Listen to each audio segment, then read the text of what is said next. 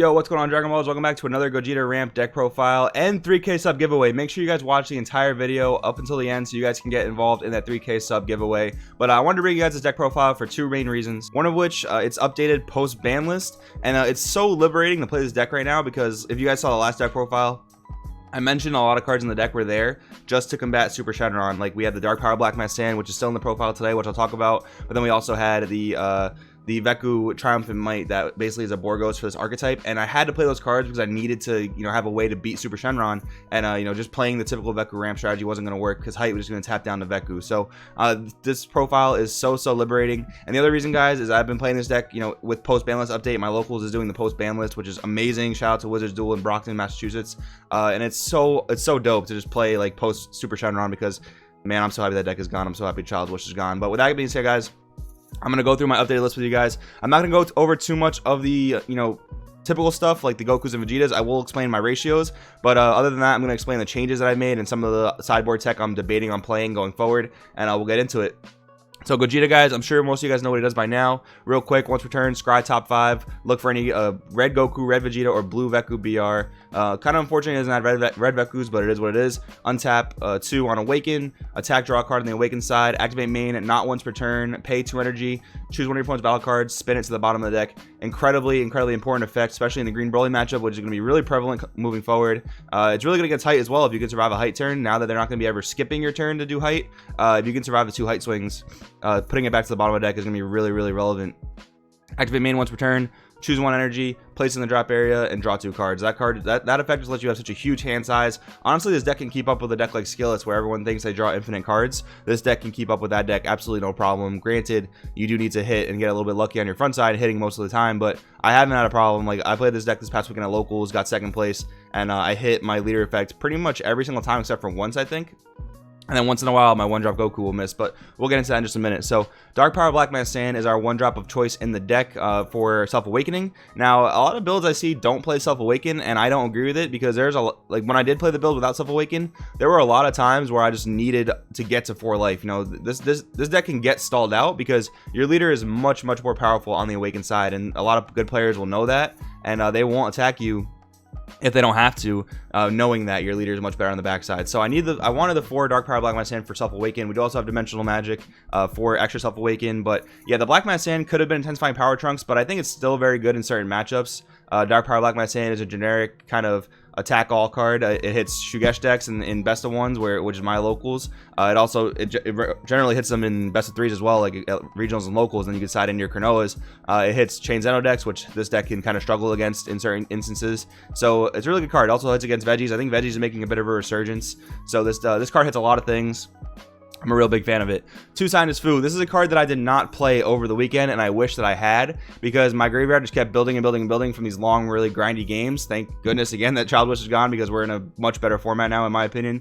And I've been playing these long, grindy games, and I just needed ways to get more aggro damage in and to get more card advantage, and Scientist Fu was a card that I needed for that. And I bumped out the 2 Ultimate Fusion Gogeta from the main board for the Scientist Fus.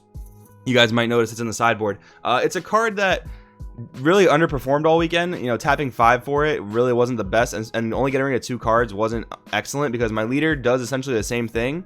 This card was really only good in Skillless, but unfortunately the 1 Skillless player I lost to, I couldn't draw it, which I was digging for. But I think overall that Scientist Fu will benefit me much more because my leader does have access to a lot of removal, and I think Gogeta will just be a side option for now. Maybe not even Gogeta. Maybe I'll decide to Kami in those instances for like Skillless and Veggies, things that go super wide like that.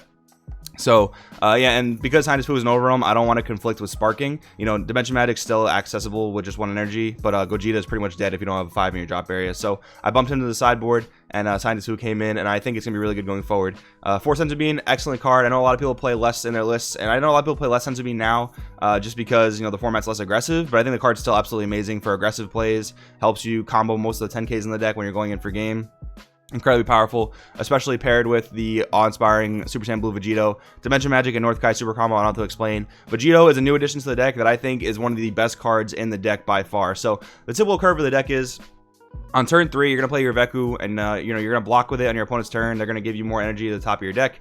And then going into your next turn after that, you'll be on 6 energy. The typical play is Dragon Fist, which I bumped up to 3 from my last list, which is only at 2. This list is at 3 because it's much more important in this list. You want to get that card on turn 4, which is your 6 energy turn.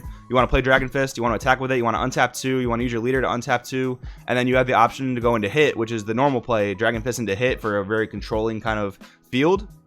But really, one of the best plays you can do if you don't have hit or don't need hit, you can go into Awe-Inspiring Super Saiyan Blue Vegito. And this is a card that hasn't seen too much play in quite a long time. Basically, since, like, I want to say Janemba was playing against Storm, like full power Storm. But nowadays, I think this card is so good in this deck because it's your turn 4 play. But in any other deck, it's your turn 4 play and it doesn't draw a card. In this deck, it's your turn 4 play and you're going to be at 6 energy, so you will draw a card off of it. So it replaces itself. It's a 20k Deadly Offender.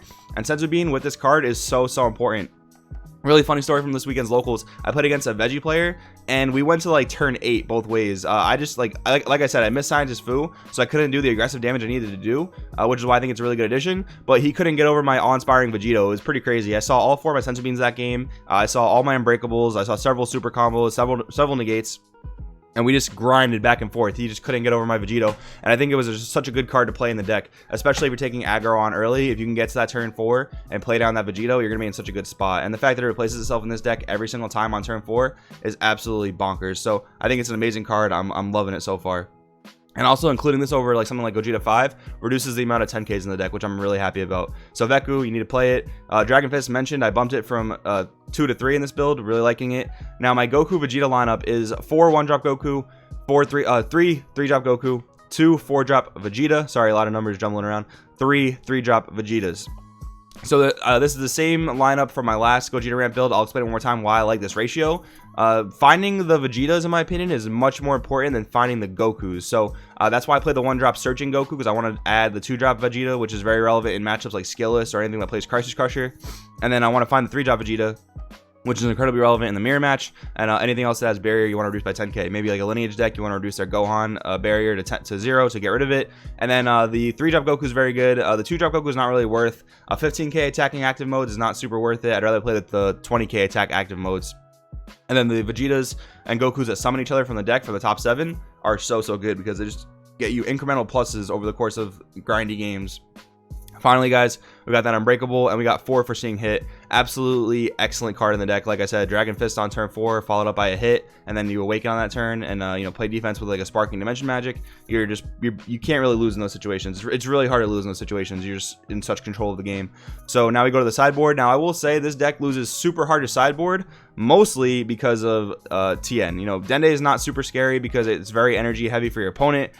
Something like Force Rejection Mass Sand can be more scary, but not every deck can play Overwhelms. But Tien is a card that gives this deck a pain because you're trying to play a lot of untap. You're trying to play Dimension Magic. You're trying to play Senzu Bean for defense. Now, one thing I'm considering for sideboarding outside of, when I get Tien, I want to pop out Dimension Magic and I want to put in Heroic Duo Videl. Now, here's my logic on it. It's not tested yet. It's just a theory, but I will get back to you guys when I test this more and have a more solid idea on it. So, Heroic Duo Videl, I want to bring in and take out Dimension Magic when I feel I'm going to get Tien'd, because Dimension Magic in that case, when I get Tien, it's very low value. It's just a 1 energy negate. It doesn't untap energy. It doesn't do anything plus for me, and it's another clunky extra card. If I can bump out Dimension Magics and bring in Videls, it'll be another 5k combo, and it'll still be a negate. And you can really manipulate this deck to where you can leave up red energy for defense instead of blue energy. It's not very hard to do, right? And if you expect to get Tien on the following turn, you can Senzu Bean offensively to get a blue and a red, or 2 reds stood up for negates. And Videl, like I said, acts as that 5k combo. So I'm really a big fan of it, guys. So guys, that's the deck profile. Now stick around for the 3k sub giveaway announcement that's coming up right now.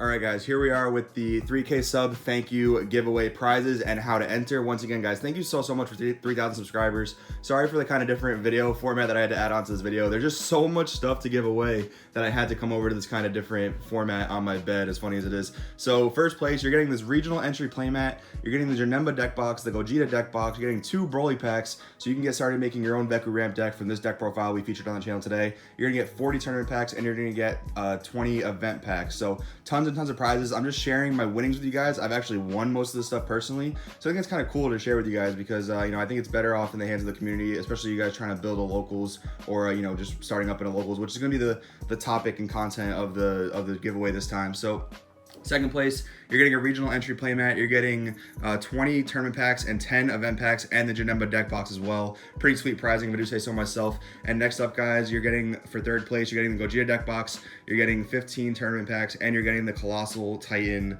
Colossal Warfare Titan player pack from Locals just a few months ago. So all this stuff, guys, I'm giving away for absolutely free for 3,000 subs. Once again, thank you guys so much. Just another little view of all that free prizing going out to 3 lucky winners. So the giveaway is going to be completely random. What you're going to do to enter is you're just going to comment below. Well, first, before you comment, you're going to make sure you like the video. You got to make sure you subscribe to the channel. And share this video with a friend if you guys want, some new player to potentially get a bunch of free stuff that maybe they're new to the game, maybe they need some of this stuff, some of these staples that are in these packs. So what you're gonna do to enter is you're gonna comment down below. I want to hear what you're doing to build up your local community. I want to hear what you love about your local Dragon Ball Super community. I want to hear, how it's going, and if it's failing, if it's thriving, what you're doing to help make it thrive. And also, if you guys don't have a local community, if Locals is super far from you guys, what I want to hear is what you'd be looking for in a Locals for Dragon Ball Super. What would make you the happiest if you were to go to a local card shop and play Dragon Ball Super? That's what I want to hear. So once you guys comment that down below, I'm gonna read through all the comments. I'm gonna try and respond to basically everyone, just giving you guys tips and advice and maybe how to build a Locals, because I built 2 Locals up pretty much myself, one in California and one in Boston. As crazy as it sounds, just by helping players, giving them cards they need, and this type of stuff like that. So I want to hear about that from all you guys. Just comment that down below, let me know, and then a week from today I'll comment back on this same video and I will announce the winner. So it'll be a pinned comment in the comments of this video. So check back in 1 week and you're gonna see if you won first, second, or third place prizing. And if you didn't win, guys, we do giveaways pretty frequently in this channel. So just wait for the next time, and I'm sure you'll win one eventually. We do tons and tons of giveaways. So guys, thank you once again so much for 3,000 subscribers. Let's keep building up this channel. Let's keep building up this community nice and strong. And we'll see you guys next time. Thank you so much again.